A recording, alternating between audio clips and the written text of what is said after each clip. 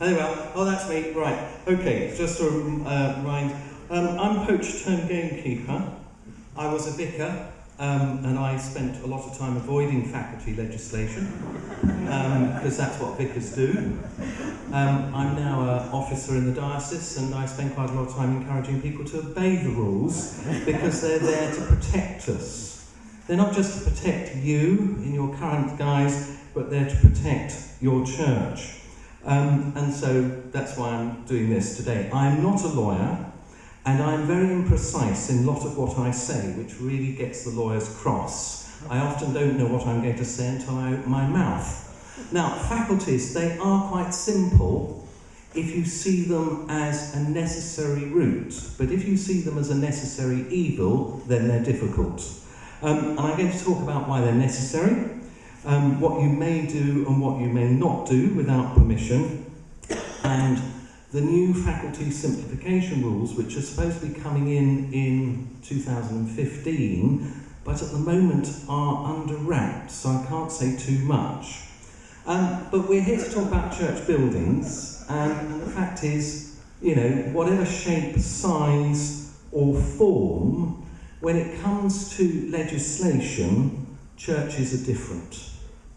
For a very long time, churches of all sorts, be they Anglican, Roman Catholic, Free Church, dissenting chapels, free chapels, they were exempt a whole raft of legislation.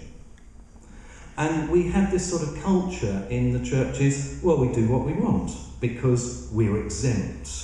And so we had this lovely sort of term of ecclesiastical exemption. Now, is anybody here from a church which isn't Church of England? Ah, a few. Okay, well, I'm going to include you, but I'm afraid I'm going to talk quite a lot about the Church of England because the faculty process is that one. But all churches of whatever denomination enjoyed the ecclesiastical exemption, and then everything was tightened up and came part of the law of the land in the early 90s that brought churches and chapels within building control and planning consent in a much more rigorous way. You know, in the past, churches were exempt, and so everybody ignored them, which is why they drew a red line around a church on a map, and then they put a motorway right next door to it, because it didn't matter, because it was exempt and it was different. It wasn't in the planet that the planners were dealing with. Now the churches are back in the frame, and you sit on or have buildings with very important settings and sites, so it allows you to take on the planners as well. So there's a plus and a minus of being brought within the rules. And these rules are governed by law, and that's why you need to keep them. So, whenever you plan to do something to your church or chapel, it is likely that you will have to get permission. There are some things for which you don't need permission, but it is likely. Although you are not governed by listed building consent, if you're one of the 6 denominations, you still need permission. If your church is listed and you're not an Anglican, Roman Catholic, URC, Methodist, Baptist according to the Baptist Union, and another one, I've now forgotten it, you see, we're church in Wales, you will need listed building consent to make changes, alterations, or improvements. And that means you go to your local authority, to the planning department, your conservation officer, and you have to go through that process. But if you're one of these 6 denominations, then you have a different system. It's an internal system of control. It is run by a group of people, and it's parallel to listed building consent. It's run by the listed buildings advisory committees. And they're made up of mostly, well, they're all volunteers, apart from 1 or 2 staff who are representing English heritage and groups like that. And they're the committee that consider your application and make the decision. Unless, of course, you're an Anglican, because the Anglicans are always different. They don't have a listed building advisory committee, they have a diocesan advisory committee, the DAC. But all these committees, these groups, are here running a system that is parallel to listed building consent, and it is they who give permission or issue or give a recommendation for faculty. And these three functions are quite important to remember. Primarily, it's to protect the function of the building as a place of worship, to ensure that it continues as a place of worship. There's a whole raft of stuff about guarding the inheritance. These buildings, as we've heard a lot today, all tell stories. And it's to ensure that those stories, in a sense, are not lost, not thrown away, not dispensed with, not restored into the new guise like Lord Grimthorpe. Yeah, for goodness sake. And all right, so guarding the inheritance. And then the other piece, of course, is to ensure the conservation of heritage assets. Quite often, I've discovered in my work that most church communities actually need to know more about the heritage assets for which they're responsible. Too many are a bit too ignorant, but we'll get onto that in a minute. And I want to stick with that last function, the conservation of heritage assets. That's why you're not allowed to do what you like. Because we've got to ensure we have a duty to run the ecclesiastical process as well as, if not better, than listed building consent. It's a dispensation given to us by government because the bishops of the churches and the moderators and leaders lobbied when listed building control came in the post-war period. They lobbied and said, but our buildings are places of worship. Those who make the decisions need to be committed to that worshipping life of the church. We can't have a secular authority, perhaps atheists, deciding where or not we put the altar or move, stuff to do with liturgy. And so they made the case and got this exemption. But we have to demonstrate, applicants writing in have to demonstrate that any proposal to repair, change or alter a church building follows conservation principles. And like Sarah, I think PPS 5 is much the best document. And the conservation principles are all contained in this planning policy statement, PPS 5, Planning for the Historic Environment. And if you don't know what I'm talking about, that's fine. Go and read it. Okay?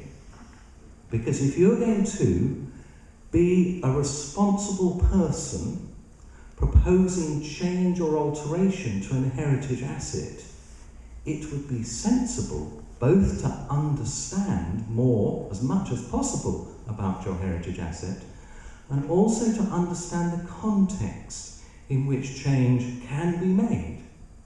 It's not to say no, but it is about being responsible for this precious inheritance. And also, another good source of advice is English Heritage's policy document. Again, you'll find it on their website, their PPS practice guide. Now, you might find that all really boring and nothing to do with the kingdom of God. Well, I'm not so sure. I think William Morris and Ruskin would have seen our church buildings as part of the kingdom of God. They are the expression of faith of generations of people. Some of it is expressions of political power and financial might, but they are still deeply embedded within our consciousness as a British society as being part of our built expression. Church buildings are signs in the landscape of the presence of God. And so I think conservation is all very much part of it. The faculty, it's an Anglican word. Well, actually, it's a Catholic word. The faculty was invented at the time that the Pope was in Rome and the church authorities in Britain got fed up having to go to Rome to petition to get permission to do something. So the faculty was introduced in the late 1500s as a way of being able to get permission from your bishop in this country without it having to go all the way to Rome to be rubber stamped. And the faculty's been around a long time. It was a sleeping dinosaur for a great big period until really the post-war period, as listing came in, and we resurrected in the care of churches measure, the care of churches and ecclesiastical jurisdiction measure, the whole process of faculty, permission to do something. 55, and then a revision in 91, and a revision that's just happened, which I'll talk about a bit later. But faculty equals permission. Okay, it's a consent. It's parallel to LBC, listed building consent, but it is not, and this is really important, it is not a substitute for planning permission or building regulations. So some things that you might be proposing for a church building might need planning permission. For instance, if you're going to make radical alteration, even if it's not listed, you'll need planning permission. If it is listed and you're changing it, you won't need listed building consent, but you will need planning permission. And likewise, church buildings are now covered by building regs. I actually was responsible for a major alteration in a church building in the sort of mid-70s, and at the time, building regs weren't being enforced very strongly, so we did all sorts of things that perhaps we shouldn't have got away with because the building control officer wasn't bothered. And then about 10 years later, we had a zealot arrive in the local authority, at which point we had to conform and comply, even though English Heritage didn't want us to. But you do have to have building regs as well as planning for some stuff. Now, the process, and this applies both the Anglican system and the Free Church, Roman Catholic, other systems, is the first thing is always to have a pre-application meeting. So you come up with a clever idea. You know, you want to build a vestry, or you want to do some improvements for children's work, or you want to put in a new heating system. Well, first and foremost, have a pre-application meeting, informal meeting with your DAC or your listed building advisory committee. The great thing is, unlike the local authority, it's free. Okay, so it's good. The worst thing that happens far too often is that the PCC decides what they're going to do, they go out and instruct the architects, they get the money, and they're all ready to go, and then somebody says, oh God, we need a faculty, or we need a certificate of authorisation. And then they start the process, at which point all this bunch of flipping busybodies, oh, I don't think I'll do that, oh no, oh, this is really, oh, and they get shocked horror, and then everybody gets really, really cross, and then we're polarised, and we hate them and they hate us. It's really good for Christian confidence and loving people. It's not a good way. So, the more you talk before you fill in a form, the better. The more you think about what you're doing before you fill in the form, the better. And the more you understand about your building and its significance, the better. And this is another huge part. The statement of significance. It strikes terror into most people, because in the past you could get away with half a back of an envelope. You know, the church was built a long time ago. It is very old. Full stop, you know? No, that's not good enough. You need a statement of significance which demonstrates to this planning committee that you understand what you've got.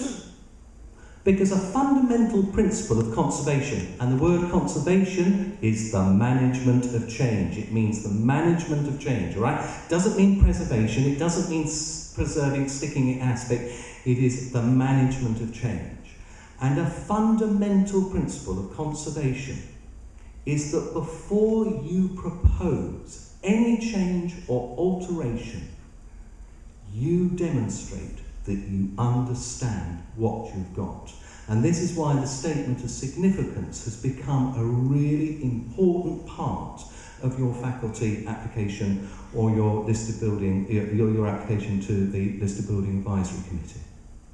So statement of significance, the noddy guide is there on the Church Building Council's website, churchcare.co.uk. It tells you what to do and how to do it. And also here in York, the department, bit of the university running this operation called Christianity and Culture. Is anybody here from that today? Yeah, brilliant. They are going to have a web-based take you through writing your statement of significance. It's not quite live yet, but it will be, I hope, very soon.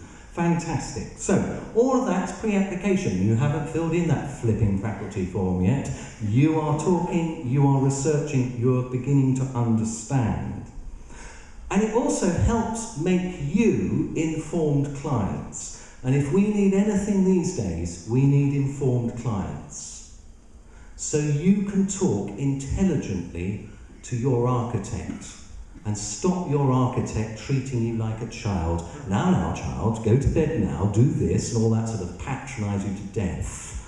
Excuse me, I know the architect's times can be a bit on a short straw, really. Okay, then you make your formal application, and that's where you fill the form in. And don't think you can do the form, knock it off in 5 minutes. No, it's not quite as bad as a Heritage Lottery Fund GPOW form, which will take you 2 weeks. But filling in the form, if you approach it positively and say this is like doing a planning application to local authority, allow yourself a few days. You've got to assemble some information, and some of the questions you might think are absolutely flipping stupid. Well, they probably are, but there's some good news on that coming. Once you've done your application and you've submitted it, it then goes into a consultation process. And that is public, particularly if you're an Anglican church, because remember, the owners of an Anglican church, it's vested with the vicar, but actually morally it's owned by the resident parishioners. That's why you consult them. And then there's this other group, the amenity societies. Oh, shock horror, hate them all to death. SPAB's one of them. And they're lovely. No, they're not. Yes, they are. No, they're not. Yes, they are. The amenity societies, they are the people who are there to look after their interests, like the Victorian Society. I'm not a lover of Victorian buildings, I must be frank. I think Pugin was the worst thing that ever happened to the medieval church buildings. I really do. And Gilbert Scott, no, it's not my bag at all that restoration. I'm much more with William Morris. Just let it be. Anyway, they will come protect their place. They will object. Their default position is no, what's the question? Because they are there to ensure you know what you are doing and that the proposals that you are making are sensible, informed and intelligent. I am a committed pew remover. I would take the pews out of every church that I possibly could if it's to free up the space to allow it to be used for lots of activities. However, I'm so fed up of going into churches where they've taken out the pews and replaced them with serried, straight-line ranks of chairs that I now oppose the removal of pews unless they demonstrate that they're not just going to put straight lines of pews in and leave them just straight lines of chairs in and leave them just like the pews. If we're taking pews out, we're doing it because we want an adaptable building. So it's about being sensible, intelligent, articulate. All right? So that's your consultation process. And then the Listed Building Advisory Committee, or the DAC, will visit and consider, and they'll come back with questions and drive you bananas. But eventually, if it's all going well, it takes 3 months. If it's not going well, it takes longer. The Listed Building Advisory Committee makes a decision, and they say, certificate of authorisation, off you go. However, in the Anglican Church, they don't do that. The DAC advises the Chancellor of the Diocese, who makes the decision and issues the faculty.